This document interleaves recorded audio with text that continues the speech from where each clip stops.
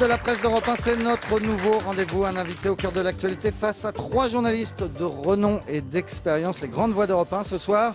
Jean-Luc Mélenchon face à Michel Cotta, Olivier Duhamel et Gérard Carrérou. Bonsoir Jean-Luc Mélenchon. Bonsoir. Bonsoir les grandes voix. Bonsoir. Bonsoir. Jean-Luc Mélenchon, on va parler jusqu'à 20h de l'actualité, de la nouvelle hausse du chômage, du discours de Manuel Valls devant le MEDEF aujourd'hui qui dit aimer les entreprises. On va aussi vous demander si vous envisagez de travailler avec Arnaud Montebourg qui vient de quitter le gouvernement. On va aussi prendre le temps de parler des graves crises internationales en cours en Syrie, à Gaza ou en Ukraine. Mais d'abord, une première question. Comment allez-vous ? Très bien. Je suis heureux de pouvoir rassurer ceux qui s'inquiétaient pour moi, car j'avais espoir de relâcher la pression médiatique. C'est tout le contraire qui s'est produit. Je ne pars pas en retraite, je ne suis pas mourant, je ne suis pas malade, ni désespéré. J'ai fait quelque chose dont j'avoue que c'est tout à fait extraordinaire. Je suis parti en vacances, 15 jours, et j'ai profité de ces vacances pour prendre du recul. J'imagine que tout le monde se rend compte que ce n'est pas un comportement habituel. Mais bref, C'est vous-même qui avez parlé de blues. C'est vous-même qui avez dit dans un de vos blogs que vous étiez dans un état de blues, que vous aviez le blues. Oui, vous l'avez dit dans un blog. Ça dépend dans quel contexte. L'événement qu'a été l'élection européenne a été pour moi un événement très fort. D'abord parce que vous le prenez comme vous voulez, mais je me sens une relation étrange, affective. La France est mon amour. Et je la vois toujours de l'extérieur, pensant à mes amis dans le monde qui rêvent de nous. Hein. Et je dis, oh là là, c'est ça le visage de ma patrie. Et puis, deuxièmement, c'est une déconvenue immense pour moi que ce résultat, 60% des Français qui décident qu'ils n'en ont rien à fiche et qui la laissent gagner. C'est-à-dire qu'il la laisse regrouper 4 millions des 6 millions qu'elle avait au présidentiel, donc elle n'a pas progressé, mais elle a été en dynamique. L'extrême droite, je parle. Hein. Donc le terme pour moi, blues, ça a été un très grand choc. C'était pour les résultats des Européennes. Mais, oui, mais si vous voulez, ne personnalisons pas, ne psychologisons pas aussi la politique. C'est quelqu'un qui est voué à un combat ressent personnellement, de manière forte, les épisodes du combat. Ensuite, moi, je ne suis pas homme à contourner la difficulté. J'ai été mis en échec. Enfin, ce n'est pas qu'un échec. Il y a des aspects positifs dans ces 5 années. Mais mon idée était qu'à l'occasion des élections européennes, du moment que l'on aurait fait une belle démonstration pendant l'élection présidentielle, ce qui fut fait, on pourrait se trouver en tête et par conséquent entraîner le pays derrière nous. Voilà, et ça ne se produit pas, donc je ne vais pas, moi je ne suis pas en train de gérer, je ne suis pas comme les autres, moi, je ne suis pas en train de gérer ma petite boutique, les soirs de résultats quand tout va mal, me dire, ah ben vous savez, moi j'ai gagné 40 000 voix dans ma circonscription, mon parti va pas si mal que ça, c'est pas le sujet. La tambouille, chacun son petit supermarché politicien, c'est pas mon sujet, parce que tout ça est derrière moi. Alors vous avez raison, ne psychologisons pas, ne tambouillons pas. D'accord. Vous avez connu, vous et le Front de gauche, qui êtes monté en première ligne contre le Front National, ce qui est à votre honneur. Vous avez connu 4 échecs. Échec à la présidentielle, échec à Hénin-Beaumont, échec au régional, échec aux européennes. Que cela vous ait provoqué du blues, je le comprends très bien, mais en effet, l'intérêt c'est de dépasser cela. Comment est-ce que vous expliquez qu'alors que vous êtes monté en première ligne, qu'alors que vous avez critiqué d'emblée les choix de François Hollande, une grande partie du peuple français, celle qui va voter, est plutôt préféré voter Marine Le Pen ou ses sbires que Jean-Luc Mélenchon ou ses camarades. Je n'ai pas l'intention de... Ça serait très difficile, et vous êtes un expert, donc la discussion pourrait durer, car vous trouveriez à dire, d'analyser chacune de ces élections qui sont des cas différents.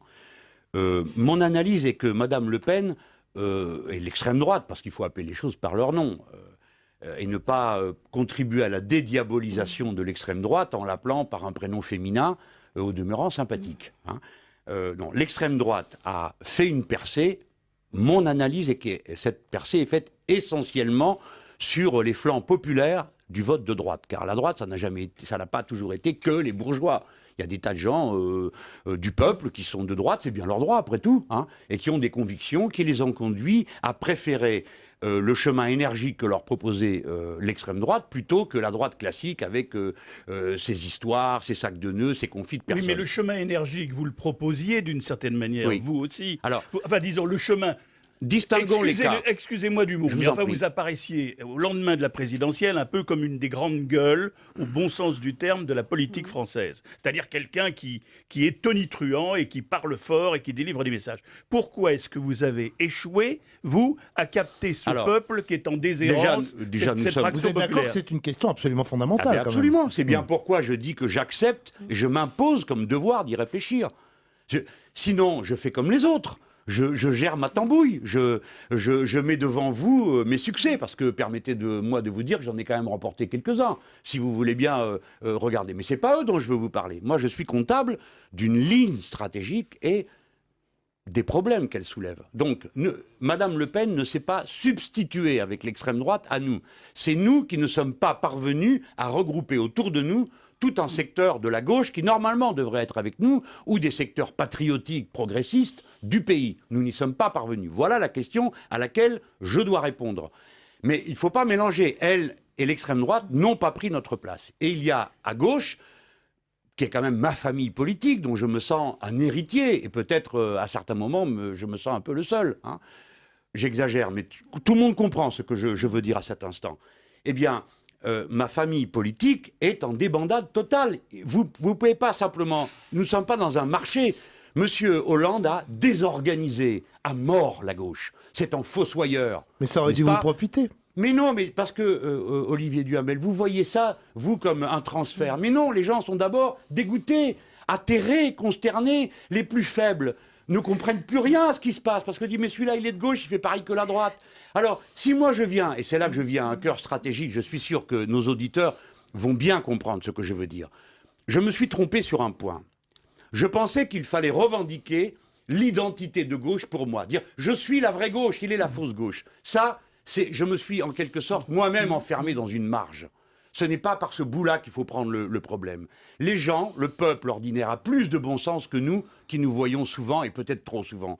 Eux, ils savent que le système n'a pas peur de la gauche. Il a peur du peuple. Ce qui leur fait peur par-dessus tout, c'est qu'on donne la parole au peuple. Dès qu'on donne la parole au peuple, ça tourne à une immense débandade pour le système. C'est le référendum de 2005. Regardez en Grèce, quand M. Papandréou, pris à la gorge, ne sachant plus que faire, dit « je vais organiser un référendum », il a été immédiatement débarqué pour qu'il n'y ait pas d'élection, pour qu'il n'y ait pas... Donc, la clé de l'affaire, c'est l'intervention du peuple. Le peuple, c'est une réalité qui transcende les personnes qui le composent et parfois même les catégories sociales. Voyez-vous, il y a des gens qui ont voté pour moi l'élection présidentielle. Vous avez des chefs de petites entreprises. Pourquoi ils font ça ? Parce qu'ils sont patriotes, oui, mais pas seulement, parce qu'ils ont compris le message économique que je tiens. Alors eux, ils savent que le problème, c'est pas les charges sociales, c'est le carnet de commandes. Si les grandes entreprises sont autorisées à faire ce qui leur passe par la tête et à garder pour eux l'argent, à distribuer en dividendes ce qui devrait aller en investissement, il n'y a pas de travail pour eux. C'est la raison pour laquelle je change mon angle d'entrée. Et je dis, c'est le peuple qui doit être convoqué. Donc, il faut s'en donner le moyen. Mais ça ne dit pas pourquoi vous abandonnez la coprésidence du parti de gauche. Justement, d'autant que c'est un peu confus. Pardonnez-moi de vous dire, je ne sais pas exactement ce que vous faites. J'entendais votre discours dimanche. C'était une espèce d'hymne au parti de gauche, hein, enfin, au front de gauche. Et puis, en même temps, vous disiez, il faut que je fasse autre chose. C'est pas un peu difficilement compréhensible, Cotin, vous ça ? êtes trop subtil, analyste, pour ne pas feindre de ne pas comprendre. Vous avez parfaitement compris ce que je suis en train de faire. Je tourne. Et vous savez ce que ça veut dire en politique. Ça veut dire que je n'ai pas l'intention de me laisser enfermer dans les chicayas des sous-fractions de la gauche, hein, et chaque semaine sous-peser lequel de celui-ci ou de celui-là se rapproche de moi, s'éloigne, etc. Ça ne m'intéresse plus. Je pense que je perds mon temps à faire ça. Et encore plus à commenter la trajectoire du corbillard que dirige M. Manuel Valls. Bon, avant c'était une ambulance, nous voilà matin avec un corbillard. C'est le corbillard de la gauche qui est là en route. Donc je perds mon temps avec ça. Je dois me donner tous les moyens de réussir l'objectif que je me suis donné. Pour ça, il faut que je sorte du dispositif de mon parti. Je suis le coprésident du parti de gauche. J'ai besoin maintenant d'aller convaincre des gens qui ne sont pas membres de mon parti de former ensemble un mouvement pour que le peuple puisse avoir la parole et que ce soit la 6e République. En fait, vous vous éloignez du parti pour aller vers le peuple. Démarche bonapartiste ou gaulienne, de quelque sorte. Si, c'est vous l'observateur, moi je suis acteur. Je suis dans l'action, alors appelez-moi comme vous voulez, après tout. La 6e République, Gérard Carreau, pardon. La 6e République, ça passionne Olivier Duhamel. On y reviendra tout à l'heure, on va parler de Montebourg aussi. Olivier Duhamel, surtout, dont je veux rappeler qu'il est l'auteur d'un livre sur... Et surtout qu'Olivier Duhamel a, bien avant moi, donné la formule. Il dit... Oui, on va en reparler, parce que Montebourg aussi... Non, parce que c'est l'heure de la pub, on a quelques impératifs capitalistes. Vous tournez en rond. Que je suis obligé de rappeler. Ici, Gérard Carrérou. Non, monsieur Carrérou. Monsieur Carrérou. Ça fait, désolé, ça fait une semaine, comment ça se fait que j'ai pas encore fait la 6e République? Monsieur Carrérou s'indigne. Lui qui a réussi, en quelques secondes, à faire monter les... Enfin, oui. Monsieur Carrérou, allons du calme. Attention, la vie n'est pas le rythme des médias. La vie, c'est une chose qui est plus lente, surtout en août. Moi, j'ai écrit un livre sur la 6e République. Bon, tout le monde a envie de parler de la 6e République. Ce sera juste après une page de pub. Le Club de la Presse d'Europe 1. Le Club de la Presse d'Europe 1. C'est jusqu'à 20h avec vous, Nicolas Poincaré. Et avec Jean-Luc Mélenchon, invité du nouveau Club de la Presse d'Europe 1, face à Michel Cotta, Gérard Carrérou et Olivier Duhamel. C'était ce matin la passation de pouvoir entre Arnaud Montebourg et son successeur Emmanuel Macron. Écoutez les tout derniers mots d'Arnaud Montebourg à Bercy. Je veux dire que l'économie est un art difficile. Et l'économie appartient à tous les Français. Et c'est l'esprit démocratique dans lequel, inspiré des idées que j'ai toujours gardées avec moi, de la 6e République, que je crois nécessaire que l'économie appartienne au commun de la démocratie. Finalement, si j'avais à faire une phrase de fin, je dirais qu'il faut savoir quitter la scène quand on ne sait pas jouer plus longtemps la comédie. Voilà, on quitte la scène quand on ne sait pas jouer plus longtemps la comédie. Quel aveu d'Arnaud Montebourg ce matin, mais surtout Montebourg qui relance donc son idée de 6e République, sujet qui passionne Michel Cotta, Gérard Carrérou et Olivier Duhamel, et vous aussi Jean-Luc Mélenchon. Vous allez la faire avec lui, cette 6e République? Pourquoi pas? Moi je suis pour travailler avec tous ceux qui assument la rupture. Mais on ne peut pas avoir un pied dedans et un pied dehors. Un pied avec le monarque républicain, le monarque présidentiel que nous avons là, qui peut ne tenir compte de rien ni de personne, sans que personne ne puisse élever la voix ni lui faire entendre raison, qui aura réussi en 2 ans et demi à faire exploser la gauche, exploser le front syndical, exploser la place de la France dans le monde, parce que vous n'avez pas été assez attentif aux grands changements qu'il a introduits dans la politique internationale de la France, en l'alignant aussi grossièrement sur les États-Unis d'Amérique, qui nous aura conduit à une situation qu'aucun d'entre nous n'avait jamais vue dans ce pays. Imaginez-vous que... Non mais, il y a des chiffres qu'on cite peu. Alors on parle du chômage, on parle des dividendes qui augmentent pour les grands patrons. Savez-vous que dans l'année 2013, il est décédé dans notre pays 424 SDF, dont 15 enfants. Et cette honte, nous la portons tous, mais à plus forte raison. Celui qui, voulant être responsable de tout, décide de tout, sans que personne ne puisse rien discuter, la porte plus que les autres. Donc l'idée d'une 6e République, c'est d'abord une chose, c'est que le peuple lui-même décide quelle est la règle du jeu, quel pouvoir il se donne et il se reconnaît. Car il n'y a pas d'autre souverain pour un républicain que le peuple lui-même. Et ça veut dire dans tous les domaines. Ce qui m'a beaucoup intéressé dans l'attitude de Montebourg, c'est que jusqu'à présent, il n'évoquait la question de la 6e République que sous ses aspects institutionnels, c'est-à-dire le Parlement, le Sénat, etc. Pour la première fois, il aborde un sujet qui le place directement sur mon terrain, c'est la question de la citoyenneté dans l'entreprise et dans le domaine économique. Qui décide là aussi? Est-ce que la propriété du capital doit être absolue et celle du travail résiduelle? Est-ce que un capitaliste qui ne prend aucun engagement sur la durée de son investissement doit avoir les mêmes droits de vote à l'intérieur d'un conseil d'administration qu'un capitaliste qui s'engage pour 5 ans ou pour 10 ans et qui donc assume? Est-ce que c'est la même chose un patron d'une très grande entreprise et un patron d'une toute petite entreprise? Est-ce que c'est les mêmes réalités? Donc, voilà les questions que le peuple doit régler. Est-ce que ça relève de la 6e République? Voilà. Est-ce que ça... Oui, mais comment la 6e République Vous m'avez posé la question tout à l'heure. Monsieur Carrérou s'étonnait déjà que je ne l'ai pas réalisé. Mais non, je ne c'est pas du tout ça. Je vais vous dire ce qui m'étonne. Et ce qui m'étonne pour vous, c'est que aujourd'hui, et on en reparlera sans doute dans quelques minutes, il vient d'y avoir des événements politiques importants, un nouveau gouvernement, un Premier ministre qui fait un discours à la Tony Blair devant le patronat français. Interrogez-moi, je vous dirai. Non, mais avant ça, il y a manifestement une grande partie de l'électorat de gauche auquel vous avez contribué au deuxième tour. Vous avez fait élire Hollande, d'ailleurs. Vous êtes celui qui a fait élire Hollande, alors que Marine Le Pen a fait battre Sarkozy. Donc, cet électorat de Hollande, des 53%, il y en a en gros la moitié qui est dans la nature, à peu près. Hein, je ne sais pas les chiffres exacts, mais il y en a une bonne partie qui est dans la nature. Qui va être à la conquête et qui va récupérer cet électorat? Vous auriez pu, manifestement, il semble que vous n'ayez pas réussi à prendre le train en marche d'un certain nombre d'événements. Il y a aujourd'hui d'autres concurrents. Et Montebourg est un concurrent dangereux. Lui, il vient de l'intérieur de la maison. Mais moi, pas de concurrent, monsieur Carrérou. Je ne tiens pas une boutique. Pour la gauche. Je ne vends pas des savonnettes et je ne suis pas en train de guetter de savoir qu'il n'y en a pas un autre. C'est pas de la boutique, c'est de savoir. C'est de la boutique. C'est de prendre le leadership pour la prochaine fois d'une gauche. Puisque vous considérez... Vous avez le droit, vous, de vouloir faire ça dans votre métier, mais permettez que dans ce que je fais moi, je choisisse ma manière de faire. Vous ne cherchez pas à avoir le leadership de quoi que ce soit. Vous n'avez pas cherché à être président de la République. Oui, mais bien sûr que si, puisque j'étais candidat. Mais là, ce n'est pas comme ça que... Vous dites néanmoins que maintenant, vous allez faire un nouveau parti pour essayer, non, pas du tout. Animer. Écoutez, faites pas semblant, ne rendez pas compliqué ce qui est simple. Tout le monde le comprend, sauf vous. J'ai dit que je quittais la tête de mon petit parti, le parti de gauche, que je pensais que le Front de gauche était une excellente chose, que nous avons déjà rassemblé là tant de monde qu'il ne fallait pas le gâcher, et que le Front de gauche doit être le principal point d'appui, il doit être le point d'appui du projet d'un grand mouvement pour la 6ème République que nous ne ferons pas entre nous, nous devons le faire avec d'autres. Mais moi, je ne fais pas carrière, monsieur Carrérou. Ma vie politique, de ce point de vue, elle est réglée. Je ne peux pas avoir plus grand honneur que celui qui m'a été fait d'avoir été le candidat commun d'une force sur laquelle personne n'aurait donné un franc, ni un euro, et dont nous avons fait 4 millions de voix. Voyez-vous, à part tourner en rond, il m'arrive aussi de savoir faire de beaux résultats.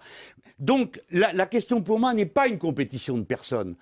L'idée pour moi, c'est de tirer ma patrie de l'enfermement dans lequel elle est mise par des personnages sans consistance, qui n'ont aucune espèce d'idée sur ce qu'on doit faire, qui ne comprennent pas les points d'appui extraordinaires qu'a notre pays. Voilà, moi, ce qui me met en rage. Et les personnages, c'est qui les personnages? Qui? François Hollande, qui aurait fait un excellent président du comité des fêtes à Tulle, Monsieur Valls, qui est une espèce, comme vous l'avez dit vous-même, de super Blair, c'est-à-dire quelqu'un qui, au fond, qu'est-ce qu'il fait là? Vous le voyez, vous l'écoutez parler, quelle différence avec le président du MEDEF? Il n'y en a pas, ils tiennent les mêmes mots, les mêmes discours, c'est pas pour ça qu'on l'a élu. C'est un peu facile, c'est pas parce qu'on n'aime pas, pas parce qu'on dit qu'on aime une entreprise qu'on est forcément à droite. Non, ne dites pas ça, s'il vous plaît. Aimer l'entreprise ne veut rien dire. Tout le monde aime l'entreprise. Qui n'aime pas l'entreprise? C'est stupide comme phrase. L'entreprise, vous avez deux manières de la voir. La manière de l'actionnaire ou le collectif humain. C'est deux choses, une entreprise. Une propriété privée ou un collectif humain.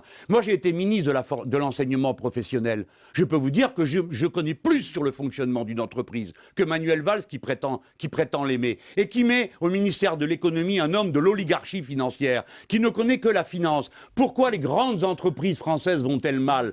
Parce que dedans, à la place des ingénieurs et des techniciens qui les dirigeaient, on y a mis des hommes des finances. Ça a été le cas à EADS, ça a été le cas à Alcatel, ça a été le cas dans toutes ces grandes entreprises où on a mis des hommes de finance à la place des ingénieurs et des techniciens. Eh bien alors, là, il n'a pas de leçon à faire. Dire j'aime l'entreprise ne veut strictement rien dire. D'ailleurs, Manuel Valls n'aime pas l'entreprise, il aime les actionnaires qui, paraît-il, investissent. Alors mais attendez, pour bien comprendre Jean-Luc Mélenchon, mais enfin, il y a le bilan d'une année tout de même, non? Jean-Luc Mélenchon, mais enfin, on l'écoute, Manuel Valls. C'est facile, Madame Cotta. Regardez qu'ils viennent de voter un plan et que pour l'essentiel, ce sont les dividendes qui ont augmenté et non pas les investissements, Madame Cotta.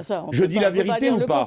Je dis la vérité. Le plan, vous savez bien qu'il n'est pas encore mis en œuvre, que ça va commencer dans quelques mois. Pas du tout, cher Monsieur Carrérou. Vous pouvez pas dire ça. La première vague du plan Héros est en application depuis janvier. Ils ont déjà ramassé 20 milliards. Ils s'en sont déjà distribués entre eux 31, monsieur Carrérou. Vous venez de parler des 40 milliards. Le plan de 40 milliards sur 3 ans. Vous savez bien que celui-là n'a pas encore été mis en œuvre. Mais l'autre, oui, je croyais qu'il devait réussir. Bon, alors d'accord. Ne jouez pas sur les plans, si j'ose dire. Non, c'est vous, monsieur, qui jouez sur les plans, parce que vous faites comme si le grand patronat de ce pays n'avait pas déjà encaissé des milliards. Son arrogance s'est accrue entre-temps. Et je vois que monsieur Gattaz, maintenant, dit il faut en finir avec le donnant-donnant. Ah bon? Quand est-ce qu'il a donné quelque chose? Et le président de la République, qui se flatte d'être un social-démocrate, leur a donné 40 milliards sans leur prendre un crayon Bic en échange. Rien, que dalle, rien. Les gens ont dû se serrer la ceinture, payer, payer, payer, payer encore. Voilà le bilan du magistère de François Hollande. Jean-Luc Même Mélenchon est face aux grandes voix d'Europe 1, même Michel pas Cotta, un Gérard carambar Carrérou d'augmentation du et SMIC, Olivier monsieur Duhamel. Carrérou. On revient dans un instant, à tout de suite.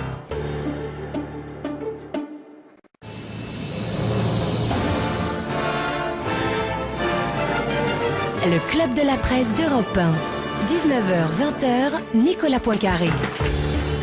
Avec cet indicatif qui fait sourire Gérard Carrérou, qui avait lancé le premier Club de la Presse il y a très longtemps. On le relance cette saison et ce soir, c'est Jean-Luc Mélenchon qui est face à trois grandes voix d'Europe 1, Michel Cotta, Gérard Carrérou et Il tourne en Olivier rond, Duhamel. Carrérou, alors, depuis le début. Non. C'est retour à la case départ, là. Hein. Oui, c'est oui, ça, c'est- tourner en rond, c'est ça. Oui, mais je suis fier de la case départ. Eh bien, moi aussi, figurez-vous. Et il n'a pas le blues, hein. Regardez, il est en pleine Je vois, forme, je vois, aucune je vois. Moi déprime. non plus, alors donc- Personne ne déprime autour de cette table. On parle de Non. Manuel Valls qui était devant le MEDEF cet après-midi et qui a frappé tout le monde avec ces mots « J'aime l'entreprise ». Je sais qu'il est d'usage d'opposer la gauche et le monde de l'entreprise. Et notre pays crève de ces postures. Je crois que nous pouvons nous dire les choses très directement. Je le dis et je l'assume devant vous. La France, mesdames et messieurs les chefs d'entreprise, la France a besoin de vous. Et moi, j'aime l'entreprise. J'aime l'entreprise. C'est beau, Jean-Luc Mélenchon. Il aime les entreprises. Ça ne veut rien dire, mais bon, pourquoi pas. Alors Olivier justement, Moi, je pense qu'il aime les actionnaires et pas l'entreprise. Sur le, ça ne Pas veut rien pareil. dire. Sur le, ça ne veut rien dire. Et là, je pense que mon interpellation risque de ne pas vous plaire, mais néanmoins, je tiens à la faire, même si vous n'êtes et de loin pas le seul concerné.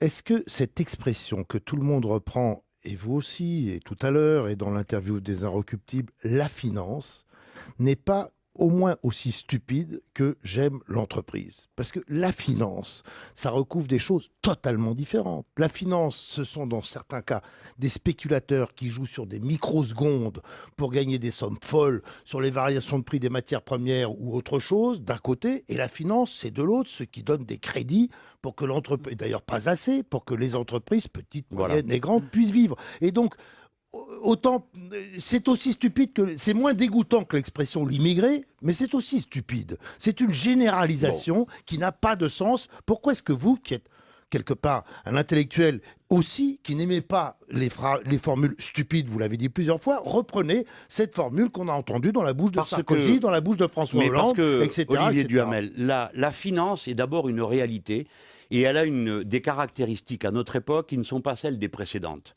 Ces caractéristiques, c'est qu'une masse gigantesque de capitaux sans contrepartie matérielle, édités par les États-Unis d'Amérique, circulent dans le monde et se placent d'une manière de plus en plus folle, avec des échéances de plus en plus courtes qui sont dévastatrices pour l'économie réelle. C'est une partie de la finance, c'est pas la finance. Non mais Olivier Duhamel, on ne peut plus distinguer les deux parties, et je m'en expliquerai dans un instant, excusez-moi de vous dire, d'abord qu'il faut tenir compte de la réalité du pouvoir de la finance. Imaginez-vous que vous ayez quelques biens et que vous sachiez comment vous y prendre pour le placer. Évidemment que si d'un côté on vous propose un rendement à 15% ou à 20%, et qui est dans la finance, c'est-à-dire dans la bulle, dans la sphère, et quelqu'un d'autre qui vient et qui vous dit, eh bien, placez ceci dans mon entreprise où je fais, je ne sais pas quoi, moi, des machines, des moteurs, et vous aurez du 2% ou du 3%, ce qui était les chiffres des années 70 où le maximum que l'on prenait pour le capital était du 4%. Eh bien, vous choisissez la finance. Et la finance a acquis la capacité d'intervenir directement sous la forme d'outils particuliers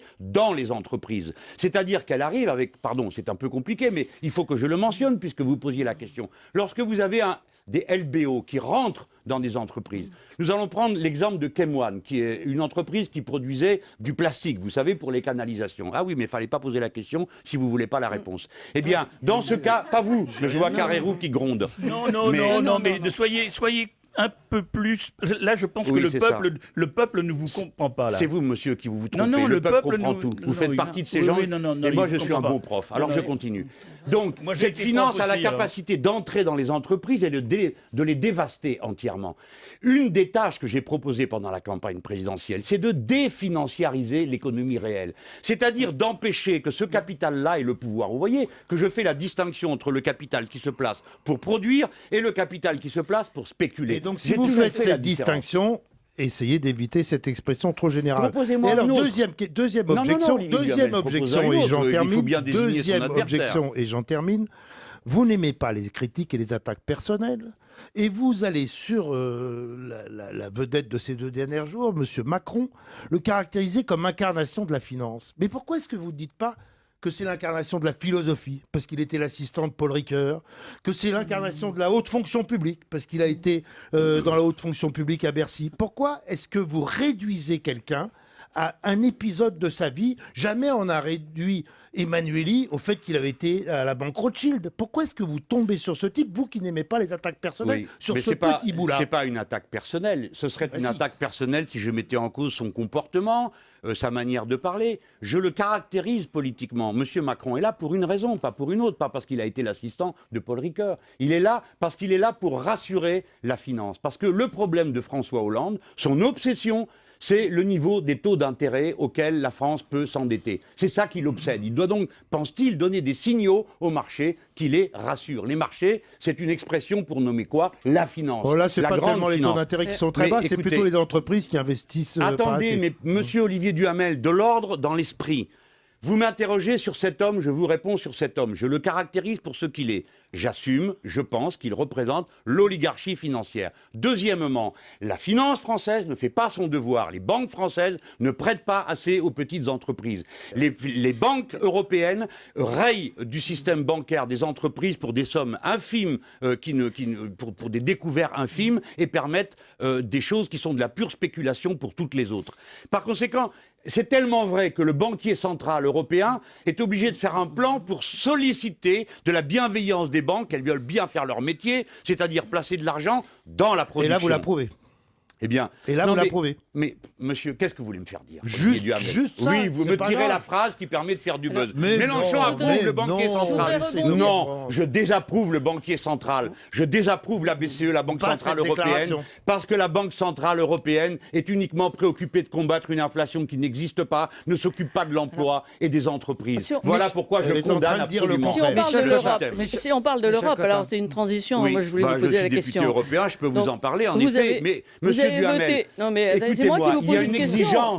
Il y a une exigence d'acuité intellectuelle. On ne peut pas dire dans un même débat une chose et son contraire. Pourquoi vouloir me faire dire à tout prix que le banquier central est autre chose qu'une institution qui est en train de tuer l'Europe? Vous, Olivier Duhamel, vous êtes un Européen convaincu. Vous savez que l'Europe est en train de mourir. Les nationalistes sont en train de monter parce qu'une poignée d'oligarques se sont décidés une bonne fois pour toutes à garantir la rente plutôt que le travail. Mes opinions n'ont aucun intérêt. Moi j'ai une question à vous. Non, j'ai une question à vous poser sur ce terrain-là. C'est vous qui le dites, hein. Ce qui est intéressant, ce sont les vôtres.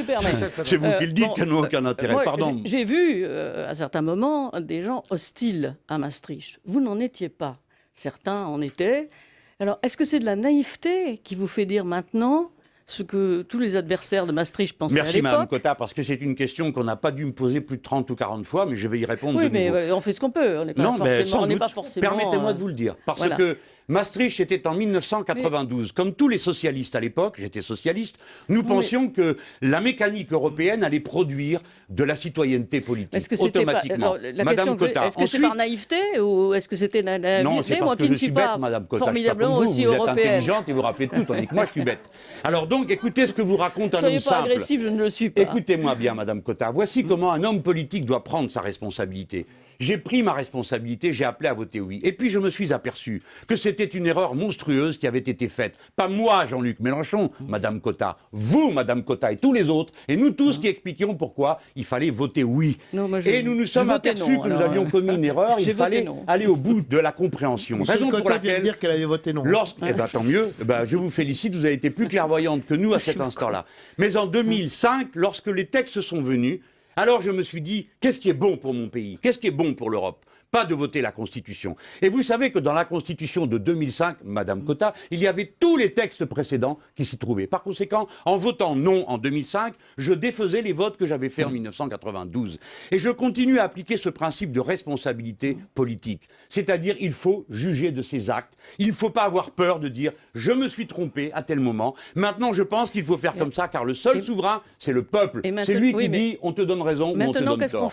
Maintenant, qu'est-ce qu'on fait? Vous êtes favorable à une sortie de l'euro? Vous pensez qu'on peut creuser le déficit à 4%, Bien 5%, sûr, je pense 4%. qu'on peut on y creuser est. le déficit, sortir de l'euro, faire sauter la bombe atomique et Non. se jeter tous à l'eau. Non, d'autres Mais gens pensent pourquoi qu'on peut. m'attribuer Des gens pensent qu'on peut sortir de l'euro. Mais Il y a des écoutez, tas oui, je le sais, d'économistes mais- qui le disent. Oui, mais avant, y on parlait compris de des l'Europe. proches. Il faut prendre les choses d'abord avec le sens des responsabilités d'un État. La France est un grand pays, très grand pays dans l'Union européenne. C'est la deuxième économie. Nous serons bientôt le premier peuple en nombre. Cela nous crée des responsabilités, notre puissance potentielle, si nous n'étions pas dirigés par des gens qui voient en rabougri, en tout petit, avec une vision de comptable. Pourtant, les comptables, en général, sont très utiles dans les entreprises, mais à la tête de l'État, ça ne sert à rien.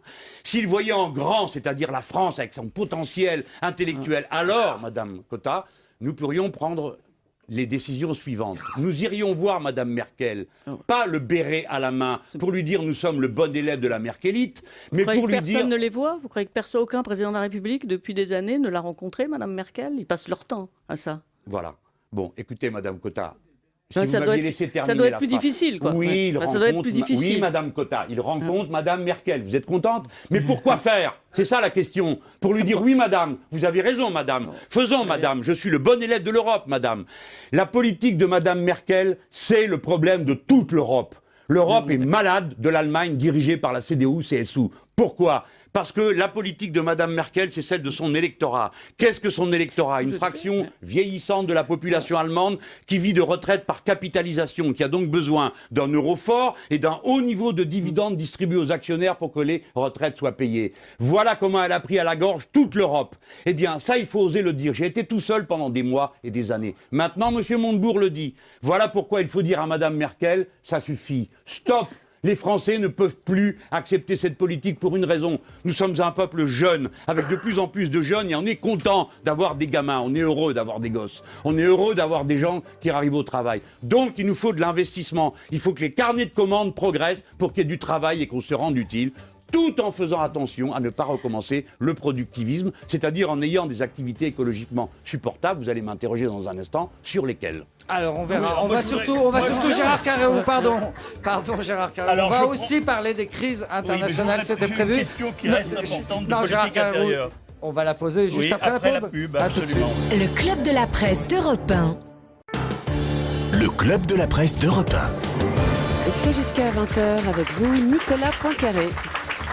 Et c'est Jean-Luc Mélenchon qui est l'invité du club de la presse d'Europe 1 face à Michel Cotta, Gérard Carrérou et Olivier Duhamel. Pas de psychologisme, pas de chicaillerie. On parle des vrais sujets. On a prévu, et on va le faire dans un instant, de parler des graves crises internationales que le monde traverse depuis le début de l'été. Mais une dernière question de politique intérieure qui vous est posée par Gérard Je Carrérou. voudrais quand même vous poser une question sur 2017. Apparemment, même si vous avez des velléités éventuellement de prendre du champ un peu. En 2012, je l'ai rappelé tout à l'heure, vous avez fait élire François Hollande au deuxième tour. Vous dites pique-pendre actuellement de François Hollande. J'ai encore lu une interview de vous aujourd'hui aux Inrocks où vous dites que c'est un droitier menteur roublard. D'autres moments, vous avez dit qu'il était pire que Sarkozy. Enfin, bon, Oui. tombereau d'attaque contre François Hollande. Non, Or- mais j'explique pourquoi je Oui, ne me non, mais contente pas attendez, vous d'attaquer. allez me répondre. Oui. Or, aujourd'hui, qu'est-ce qu'on voit? À part cette gauche qu'on voit effectivement pour l'instant morcelée entre la vôtre, celle de Montebourg et les autres. Entre effectivement une droite qui pour l'instant est aux abonnés absents et qui n'a pas de chef, qu'est-ce qu'on voit? On voit deux forces effectivement qui peuvent être en 2017. On voit Marine Le Pen qui a le vent en poupe, qui continue de monter. Elle était à 25, elle peut monter encore plus.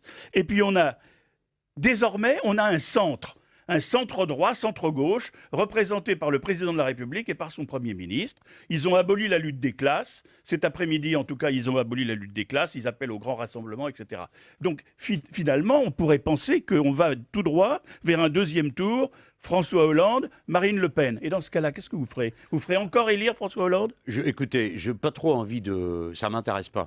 Ah bon? Non, du tout, Et Carrérou. pourtant, vous dites ça dans votre interview. Non, mais cet non, je après-midi. dis pas ça. Écoutez, plaisantons pas, jouons non, pas. non, mais C'est en je voulais que je 2017, lise. on parle de la France, là. Oui. Alors vous avez décidé que le deuxième tour, c'était Non, c'est Hollande, vous. Le Pen. C'est vous qui l'avez dit. Non, mais je dis si, que vous lui, dites- c'est ce qu'il veut faire. Vous dites même, le plan de Hollande, c'est un deuxième tour face à Marine Le Pen après avoir Voilà. vampirisé la droite. Voilà. Je vous cite, entre Oui. guillemets. Voilà. Moi, je ne dirai pas Alors, les choses je que vous dis- n'avez pas dites. Je dis que c'est ce qu'il veut faire. Je ne dis pas qu'il va y arriver, car vos collègues, les sondeurs, eux, disent que le deuxième tour, c'est Sarkozy-Le Pen.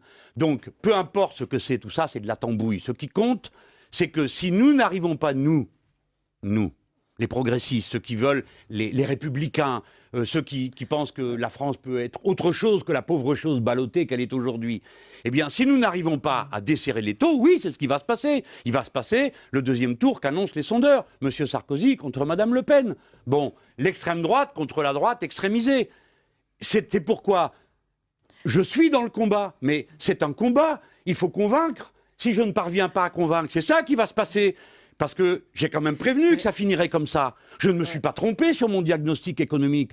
C'est bien moi qui avais raison, que l'austérité aggraverait le chômage, aggraverait la crise. Je ne me suis pas trompé. Je ne me suis pas trompé en disant que c'était une folie de suivre les Américains comme on est en train de le faire. Bref.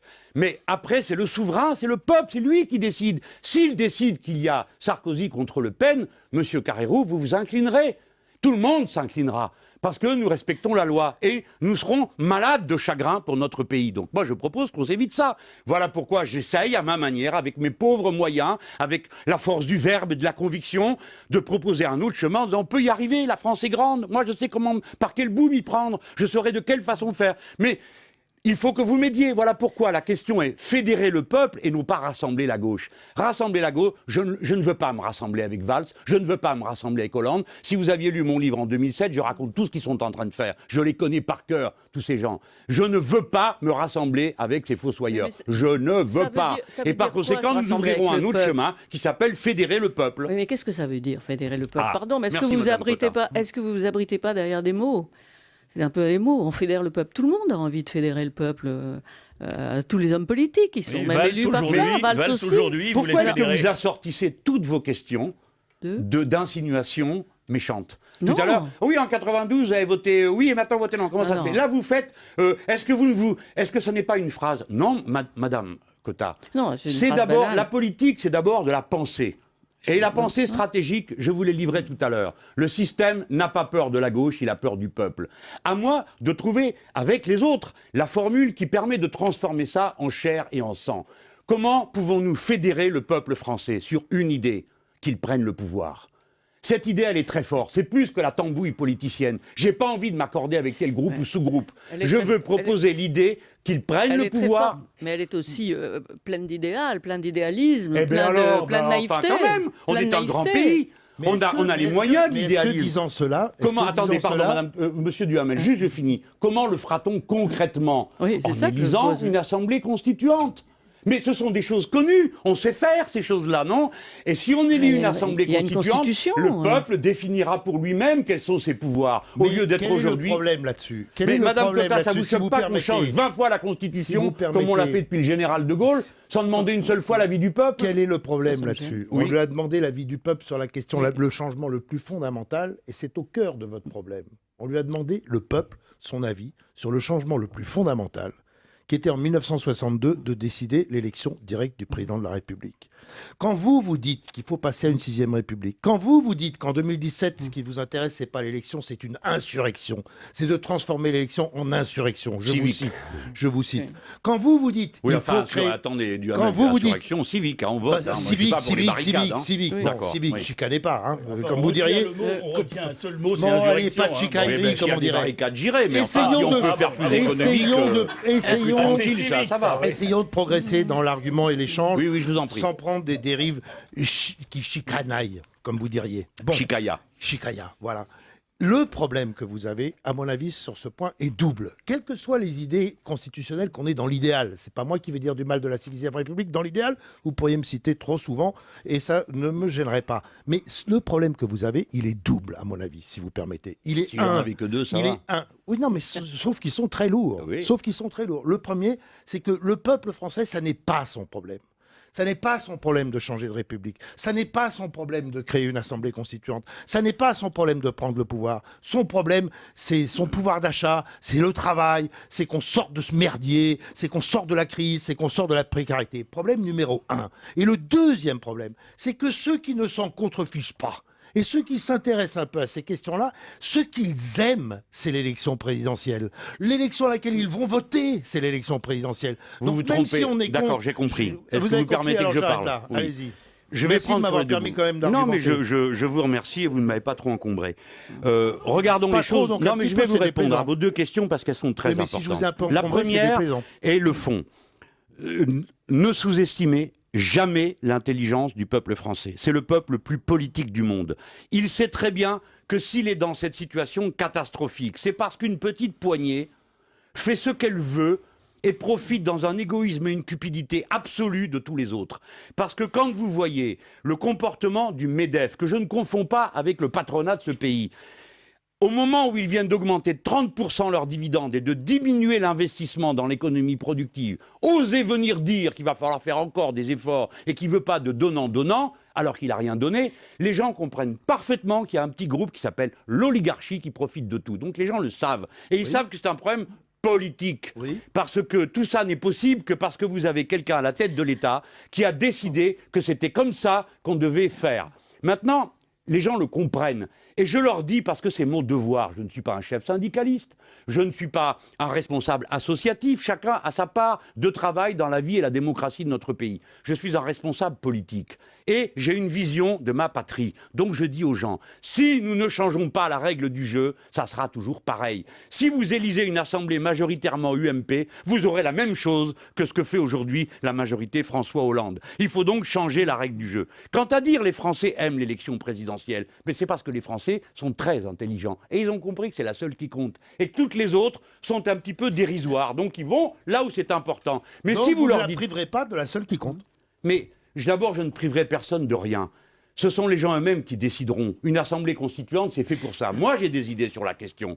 Et je pourrais dire, par exemple, aujourd'hui, nous ne serions pas dans cette situation si on avait cherché à concilier la stabilité des institutions avec le pouvoir d'initiative populaire. Je suis pour un référendum révocatoire, c'est-à-dire le pouvoir au peuple, dès qu'ils sont un certain nombre, à dire « Monsieur machin ou Madame machin, le maire, le député, le président de la République doivent s'en aller ». Ça existe dans plusieurs États nord-américains. Et si ça existait aujourd'hui, on aurait Sarkozy ou Le Pen au pouvoir, très intéressant. Mais écoutez, on ne peut pas faire des institutions contre son propre peuple, monsieur Duhamel. On ne peut pas accepter les élections que quand elles vous conviennent. Qu'est-ce que ça veut dire, cette histoire? Il y a un système conséquent, si les Français veulent de Sarkozy, ils auront Sarkozy. S'ils veulent de Le Pen, ils auront Le Pen. Et s'ils veulent de Mélenchon, ils auront Mélenchon. Et vous serez tous obligés de l'accepter. Vous comprenez? C'est le peuple qui est souverain, c'est lui qui décide. Et ensuite, nous nous inclinons devant sa décision. C'est pourquoi en 2017. Il décidera en 2017 et il n'y a aucune honte, je préfère vous le dire. Moi, je ne tourne pas autour du pot. Quand on est un responsable politique, eh bien, on n'a pas peur ni honte de parler des élections, surtout quand elles sont concentrées sur la présidence de la République. Moi, je veux qu'il y ait un candidat de ce que nous représentons, de ce mouvement que je voudrais créer avec d'autres. Moi, j'ai dit, je me mets en pointe, pas à la tête, hein. Merci, ça va, j'ai assez donné. Mais en pointe de ce mouvement pour la 6e République. Je veux que la 6e République soit notre candidate en 2017. Qu'on en finisse avec cette comédie de la 5e retransformée au point que vous la voyez aujourd'hui rendue être dans les mains d'un Hollande. Avec un référendum. Est-ce que ça veut dire que vous n'irez pas, vous, cette fois, à l'élection de 2017. Monsieur Carrérou. Si j'écoute ce que vous venez de dire, attentivement, je l'ai écouté, j'en déduis que vous laisserez la place à un autre dans ces gens que vous, monsieur Carrérou, pourquoi pas, si vous veniez à changer d'avis. Vous savez, moi, ça fait 50 ans que je suis journaliste, je ne vais pas changer de métier à mon âge. C'est le propos était ambitieux parce qu'il a dit qu'il n'était pas à la tête. Je voudrais poser une question. Je voudrais poser une question sur le référendum révocatoire. Le référendum révocatoire, d'accord, mais alors tout le temps, parce qu'en principe, il y a quand même une démocratie représentative qui fait qu'on élit les gens pour un mandat. Bon, le référendum révocatoire, c'est le contraire. C'est le contraire. C'est votre conception à vous, madame. Ah non, je n'ai même pas de conception du référendum. Est-ce que vous diriez que les États nord-américains, je ne veux pas prendre l'exemple du Venezuela parce que nous pourrions avoir une dispute, mais les États nord-américains qui appliquent, hélas, qui appliquent la méthode du référendum révocatoire ne sont pas démocratiques. Vous ne pouvez pas donner comme exemple les démocraties ou les républiques sud-américaines dans le genre. Je sais que vous vous aurez dit ça.